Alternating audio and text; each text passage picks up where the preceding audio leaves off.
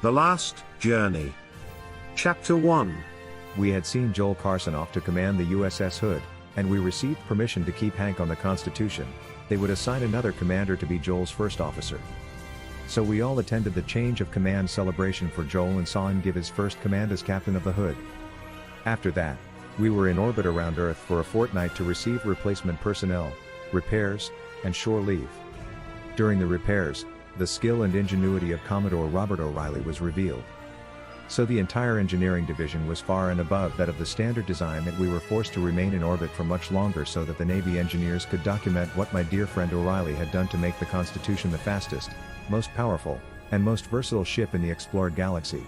Comparing her with every known civilization's ship design, including our own Bradley-class dreadnoughts. The missing engine pod had to be replaced by reverse engineering the remaining pod. George, Shelley, and the ship's engineering staff did all of the work since they knew more about O'Reilly's design than anyone in the United System Federation. Members of other divisions pitched in to relieve the engineers of mundane and routine jobs. The strongest of the crew weighed in to provide sheer muscle when necessary. The crew took shore leave. Families spent more time together than possible when the ship was in deep space. The AC-3 Cure had become the center of T-VAS world. She and Dr. M. Tao spent hours analyzing every aspect of the AC-3 Cure, often not returning to our cabin for days. No conceivable cancer could stand up against the AC-3 Cure. Our two doctors investigated the possibility of pitting the AC-3 Cure against other diseases that had plagued mankind for centuries, including diabetes, Parkinson, heart disease, and so on. My own record was scrutinized. 3 first officers had become captains in their own right. My first officer had become the Chief of Naval Operations, and John and Beverly were the epitome of naval officers. Larry commanded the first Bradley-class dreadnought, achieving tremendous success in every mission assigned. Tasha commanded a Bradley-class ship as well, with equal success. And now, Joel had taken the reins of a 3rd Bradley-class ship. I was proud of their accomplishments and did everything possible to maintain our friendship. Other members of my first crew commanded their own ships, and the Constitution-class heavy cruisers fleet had been sent to the galaxy's center to face the death pulse and won. John and Beverly asked me to join them for dinner one evening, so Davy, Ginny, and I teleported down to renew our friendship, dine and talk. As I appeared on the teleporter dish, I saw all the captains, admirals, and commodores that had ever served on the Constitution, including my wife and my present first officer, standing, waiting, and smiling at me. Suddenly a huge knot clogged my throat, and my eyes began to water. Well, I should say my eyes began to cry for joy. John and Larry stepped forward, shook my hand, and said, "Captain Stevens, Dave, we all came together to thank you for being the best ship's captain in our lives." Then all present snapped to attention as Beverly read a set of orders.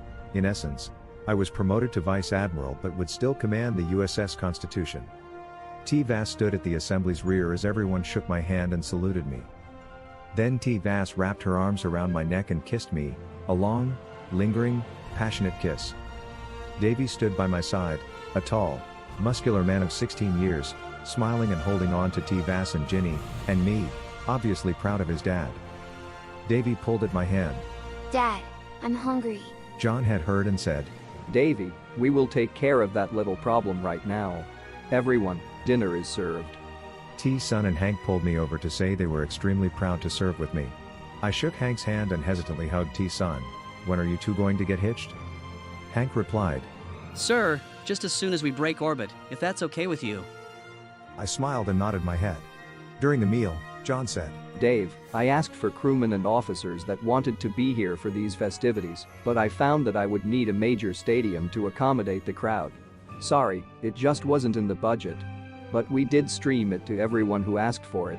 Every ship in the Navy, Admiral Yellowtooth, Negotiator Sheila, Admirals Keller, and so many more asked for the feed.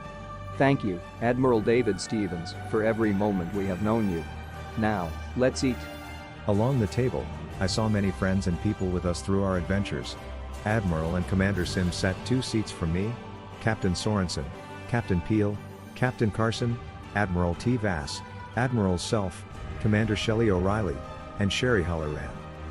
And just out of view, the spirits of the crewmen and friends that had passed from this realm of existence. And my heart broke, and I wept without shame. John looked over and asked what was wrong. I said, "Nothing, John. I see so many shipmates who honor me this evening. But there are those just out of sight, which I feel are also almost here.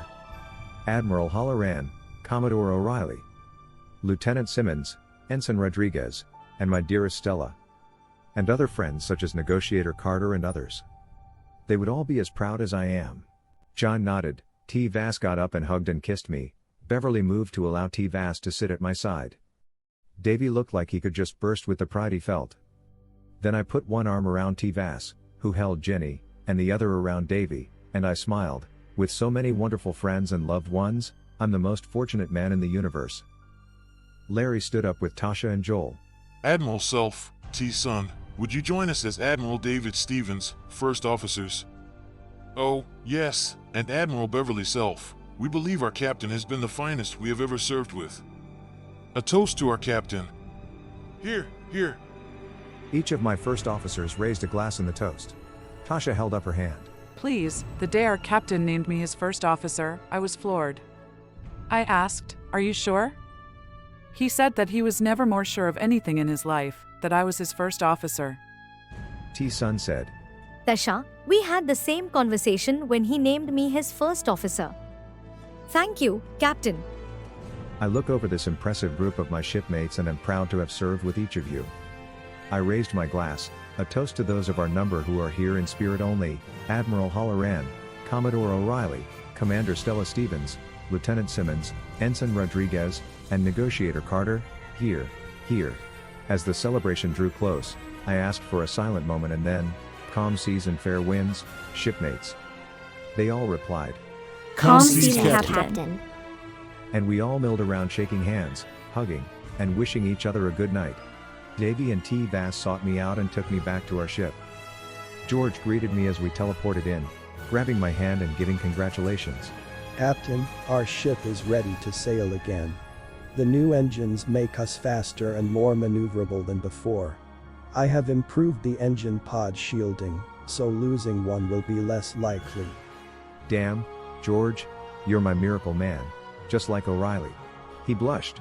Captain, I can do good, but there'll never be another O'Reilly. I nodded, clapped him on the shoulder, smiled, and bid him good night. Two new able-bodied crewmen jumped as I exited the teleporter room.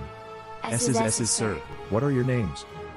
They both stammered out a name, and I sent them on their way, too tired to try and remember what I had heard. I sighed, tomorrow, tomorrow. I staggered to our cabin to find T. Vass, Ginny, and Davy waiting for me. Dad, Davy began, with a huge smile on his face. I'm just so proud to be your son. I wrapped my arms around this guy and told him how much he meant to me. Son, you and your sister were my rock while your mother was dying. You've become quite a man. T. Vass sat smiling at our exchange. Then she stood and hugged and kissed me. I'm proud too. Ginny ran over, grabbed my leg and said, Up? With Ginny in my arms, I was the more content than I ever remember being, a loving family, the accolades of my peers, and friends in high places. To bed, to sleep, perchance to dream, there's the rub. Dream, yes. John and Beverly, Negotiators Carter and Sheila, Admiral Yellowtooth, Admiral Halloran, O'Reilly, Rodriguez, Simmons, Phyllis, Stella, Davy, T. Vass, Lisa, Susan, Lee, and Brett, and my little Virginia Lee all standing around my bed, smiling, holding out their hands, mouths moving, but I heard nothing. Welcome home, Sergeant Major, welcome home. I turned my head, and there stood my mother, brothers, and sisters. They welcomed me home as they had done so long ago. I woke crying, deep sobs. My heart hurt beyond anything I had ever experienced, even when my family was taken from me, and my dear Stella passed away. T. Vass took me in her arms. What is it, David? I couldn't utter a word. I just wept for what seemed like hours. T. Vass called Commander Trank, and when she sat and delved into my mind, she told T. Vass that a hidden part of my mind had broken open. Now I could truly grieve and heal from the accumulation of losses and trauma, even those losses that had been healed, such as the loss of Stella and our reunion. I could feel her pulling the shell open wider. I hurt even more, but she said I would heal faster, so I endured it. Then she put me to sleep, a deep, dreamless sleep. He'll wake in about 10 hours. And he should be back to being the captain we know and love. A few days later, I asked Emily what had happened. She said, Over the years, your mind pushed rejection, unpleasant experiences, personal losses, and tragedies into a hidden box so that you might function as a man. Once in the box, it was never dealt with, there to fester and grow until your mind couldn't take the pain any longer. Did all that stuff make me a bad person? She replied, No. You could never be a bad person. This is why your mind stuffed these things into that box so you could be the captain you are.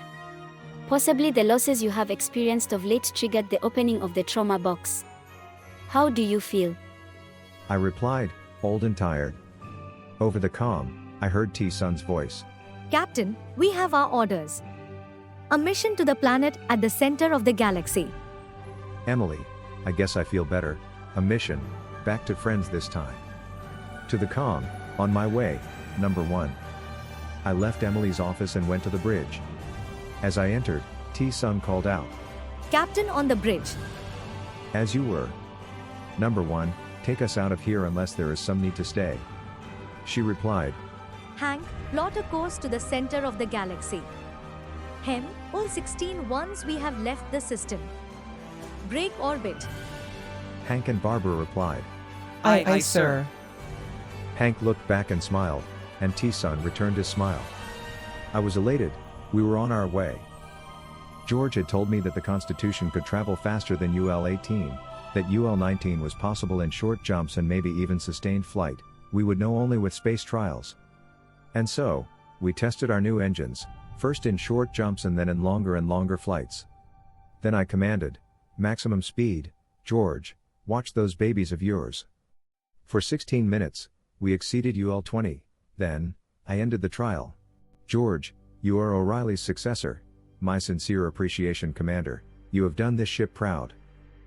We went toward the Galactic Center for several days. When I remembered we were close to Altaris, I commanded, Hank, let's visit Altaris. Just a day or two to see how the reconstruction is progressing. He replied, Aye, sir. We entered the Altaris system and slowed to establish orbit when we challenged. Unknown ship, identify yourself. Tall, on screen. This is Captain David Stevens of the USS Constitution. Captain Stevens, welcome. To what do we owe the honor of your visit? I replied, we are en route to the planet at the center of the galaxy, and I decided to stop by and see how things are going. I heard. Captain, we celebrate the Constitution and our sister, Sherry. How is she? I replied, she is well. The man she married, Admiral Halloran, has passed, but she is holding up well. She remains close to her husband's grave, but as friends and neighbors she visits often. A little older, but still beautiful. Perhaps you could reach out to her. We were invited to a celebratory dinner that night. The citizens were gracious and appreciative of our part in the reconstruction of their world. We visited Leader Melval and Leader Serapil from the Undersea Habitant and noted that they had aged graciously. They were very happy to see us, but sad that those who had been so instrumental in rebuilding their home were gone to the gods or caught up in so many other things.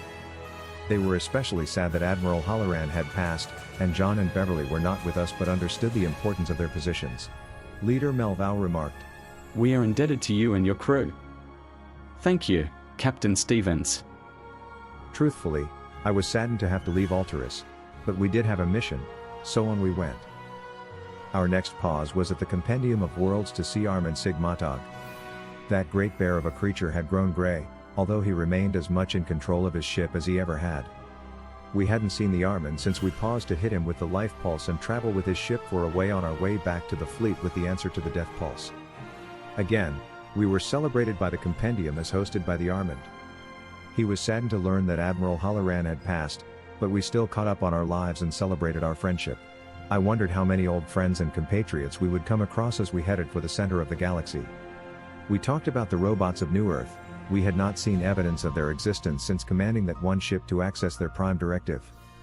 Then we bid our friend adieu and left toward the Galactic Center. A very slight deviation to visit Flysinga and greet their friend Admiral Yellowtooth. And as luck would have it, the Admiral and his fleet were taking shore leave at home at that time. Their reunion with the Admiral and his son was a happy occasion. He knew of Stella's passing, Davy and Red Claw, the Admiral's son, renewed their acquaintance, and Red Claw took Davy and gave him a tour of their home and a sightseeing tour of their city. The Admiral was saddened to learn of Admiral Halloran's passing. It seemed that my Admiral had impressed the many people groups we had encountered, they sincerely liked him, and so were saddened to learn of his passing. He congratulated me on my promotion while retaining command of the Constitution. He asked how much longer I intended to command my ship before retiring. I replied, "Admiral, there is no place for me in this time except space." My dear friend Commodore O'Reilly asked that his ashes be spread in space since space was everything to him. I will ask the same for me. I will command my ship until I can no longer protect my crew, then my first officer will become captain, and I will be spread abroad in space. The Admiral remarked, "David, my friend, you sound like you're ready to die. You may be old, but I see a lot of the captain I knew when I first met you. Bumbling bumble sing." Interpreted as, "Calm seas and fair winds, my friend." I replied, "Calm seas, Admiral." Interpreted, "Bumbling bumble claptrap." We shook hands and departed. Another deviation and we visited the Krill home world and contacted negotiator Sheila. Again, there was sadness at the loss of the Admiral and Stella, but we spent a couple of days reuniting with our friend. I introduced Sheila to T-Vass, and we had to show off our children. Sheila remarked that it was about time for us to start calling our son, David. But we questioned, 2 Davids? She replied, Then call him JR. So we asked Davy, and he agreed JR would be great. I caressed Sheila's appendage and wished her well as we sought to continue our journey to the center of the galaxy. T-Vass asked me about the caress, and I told her it was a sign of friendship to the Krill and that Negotiator was a friend of the First Water. She asked, What? I said, digging back into my past, BFF, best friends forever. Oh, okay. Am I your BFF? I replied, no. You're my WWF, wonderful wife forever. Our next pause was at the Western United System Federation. We hope to see Jana and Killer Kellor. As O'Reilly had equipped the Constitution with the hyperspace communications system, I sent a message ahead to alert them of our intended visit. Finally, after 3 days, Tal sang out, Captain, we have an answer from Admiral Kellor. On screen, Jana responded, David, we await your visit. When you are a day away, call and I'll give you the coordinates for your teleporter. Can't wait to see you and Stella again. Since it was a recorded transmission, I thought to wait until we saw them to tell them of our losses.